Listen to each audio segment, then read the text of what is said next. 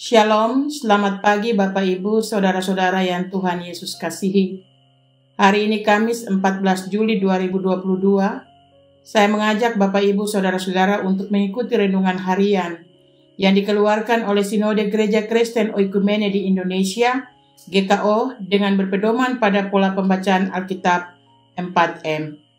Bapak Ibu, Saudara-saudara terkasih, untuk merenungkan firman Tuhan di hari ini, saya Pendeta Carolina Lopulalan bersama dengan Penatua Stevi Siahaya secara bergantian mengajak Bapak Ibu Saudara-saudara untuk menerima, merenungkan, melakukan, dan membagikan firman Tuhan dari Lukas 10 ayat 29 dan 32 dengan judul Siapakah sesamaku manusia? Apakah orang Lewi? Mari kita berdoa. Ya Allah ya Tuhan kami bersyukur dan berterima kasih kepadamu karena kasih dan kebaikan-Mu sehingga Bapa telah memelihara kami sampai hari ini.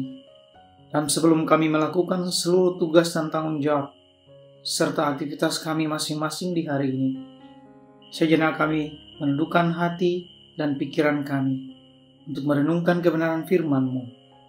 Berilah Roh Kudus-Mu untuk memampukan kami agar kami dapat mengerti kehendak-Mu melalui firman yang akan kami baca dan renungkan ini.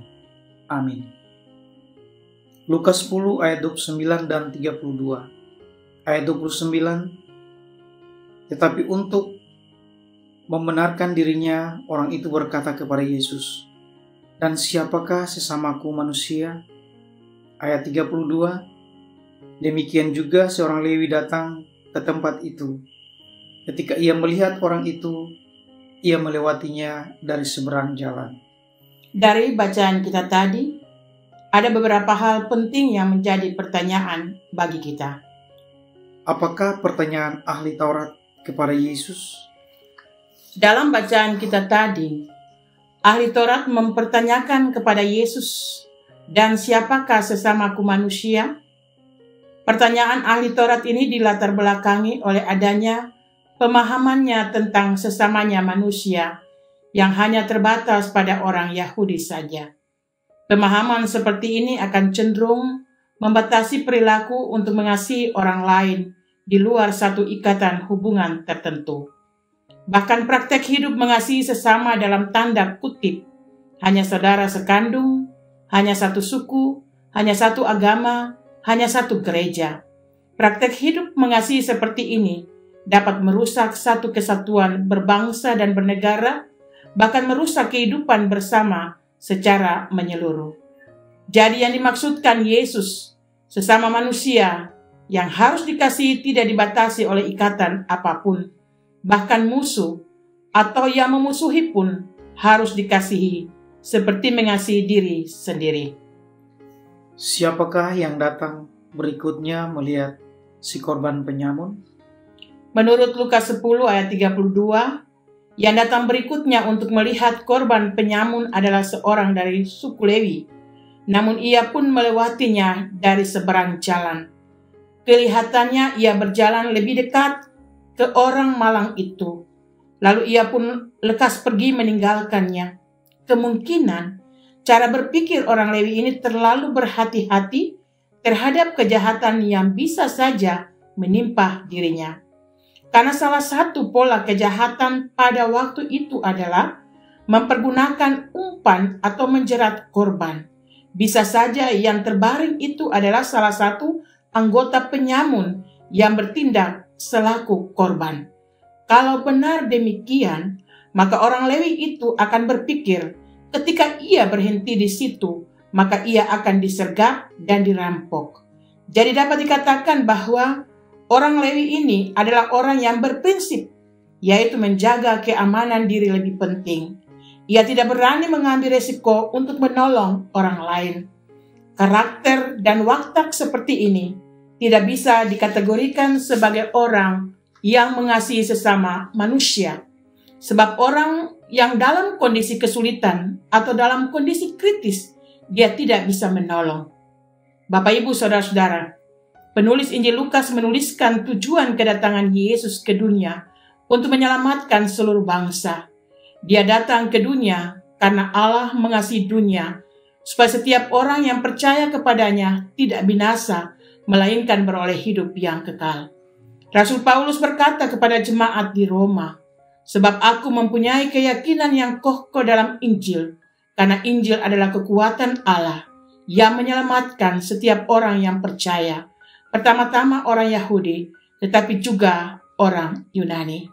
Allah mengasihi semua manusia ciptaannya. Itu sebabnya, demi keselamatan manusia, Dia mengaruniakan anaknya yang tunggal, yaitu Yesus. Inilah Injil yang menyelamatkan setiap orang yang percaya."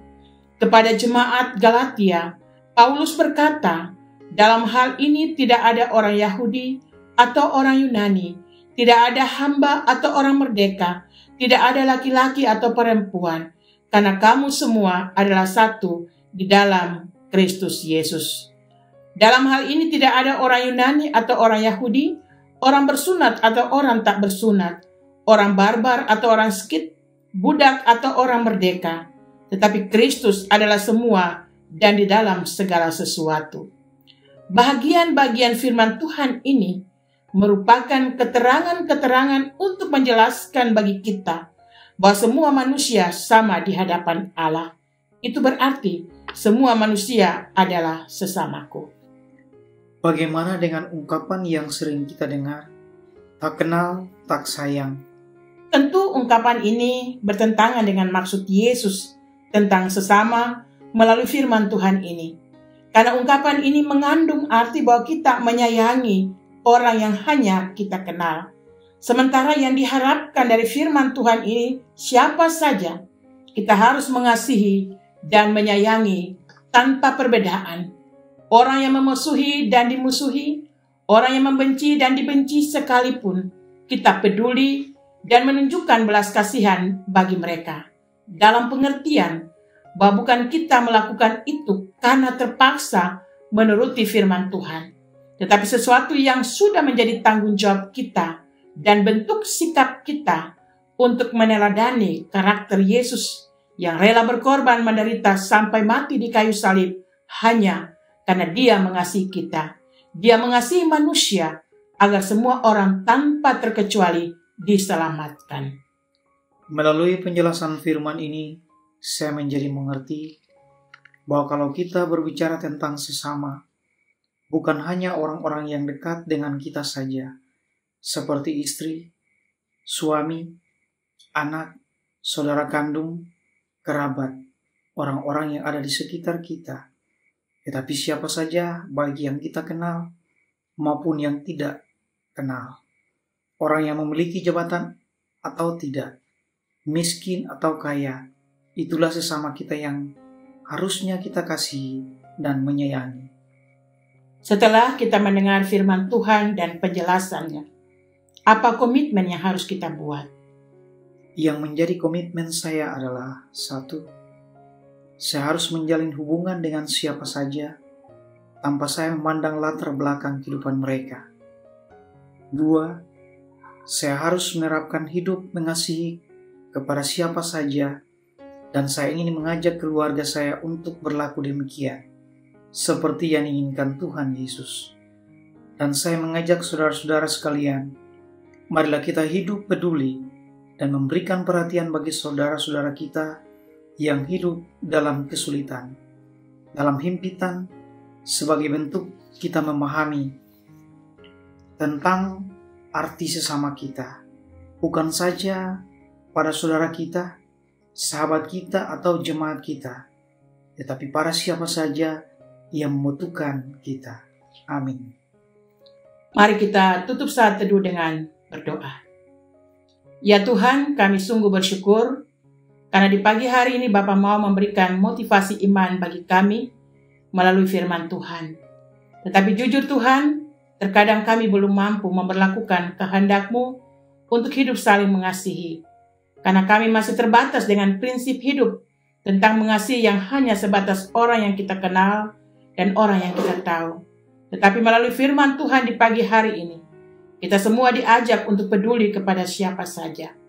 Karena itu kami mohon Tuhan, berilah Roh Kudus-Mu untuk menguasai hati dan pikiran kami, agar kami mampu memberlakukan firman Tuhan dalam hidup kami dengan menunjukkan belas kasihan kepada siapa saja yang adalah sesama kita. Terima kasih Tuhan, dan berkatilah hidup kami di sepanjang hari ini dalam seluruh aktivitas kami masing-masing. Dalam nama Tuhan Yesus kami berdoa. Amin. Selamat beraktivitas. Tuhan Yesus berkati kita semua.